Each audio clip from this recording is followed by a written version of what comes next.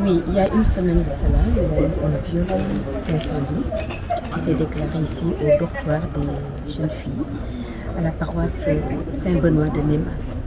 Je suis venue aujourd'hui juste parce que c'est la voisine qui est là, j'habite à côté, parce que c'est la paroissienne qui est là et c'est l'ancienne élève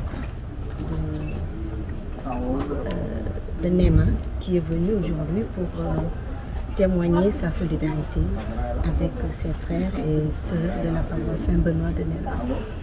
On a échappé à ce qui aurait pu être un drame. Et heureusement, elle était là ce jour-là et elle a pu sauver la fille qui est restée à l'intérieur. Ce geste, comme je l'ai dit tantôt, c'est juste un geste de solidarité, d'entraide. D'ailleurs, je ne voulais même pas que ce soit médiatisé, c'est pas sérieux parce que c'était pas prévu.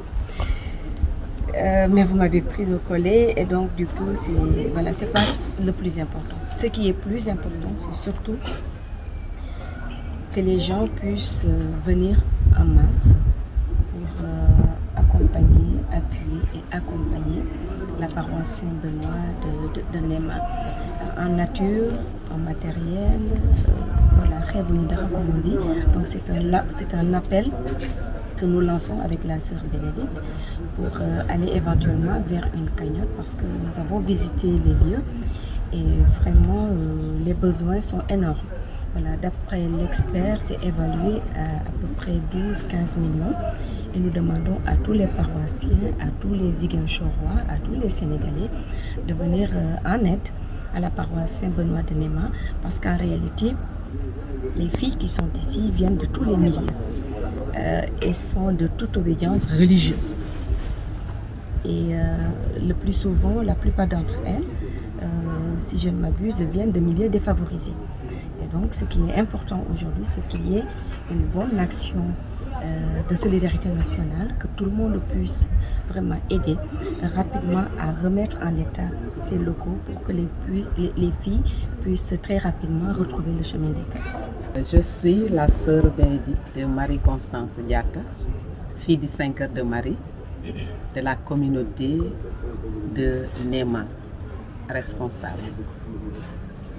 Bon, l'incident qui s'est produit le samedi dernier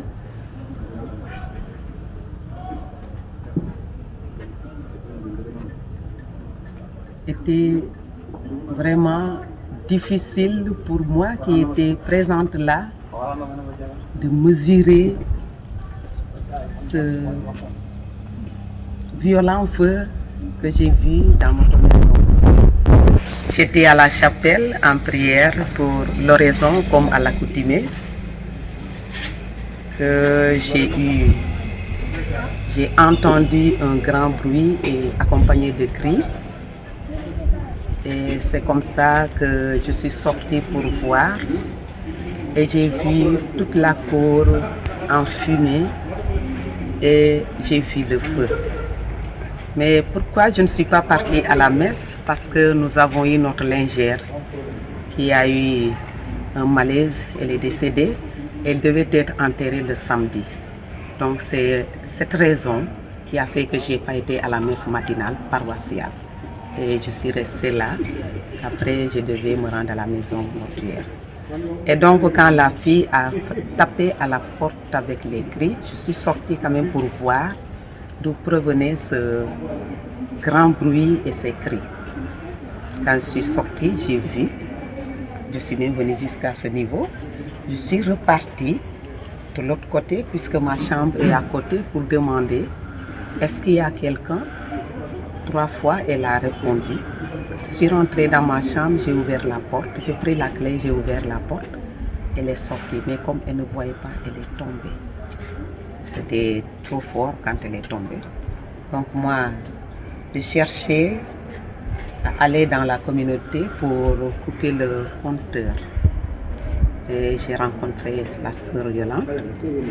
Et on a coupé le compteur. C'est comme ça que je suis partie à la mission pour demander secours. J'ai dit peut-être qu'il y aura un prêtre qui n'est pas parti à la messe, qui dit la messe chez lui.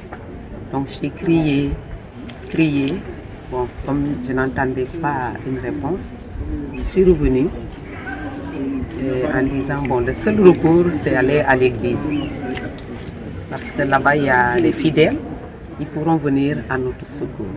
Et pendant tout ce temps-là, il y a eu un jeune aussi qui était au sport, qui a vu le feu, qui est venu. Donc, avec lui, on a couru à l'église.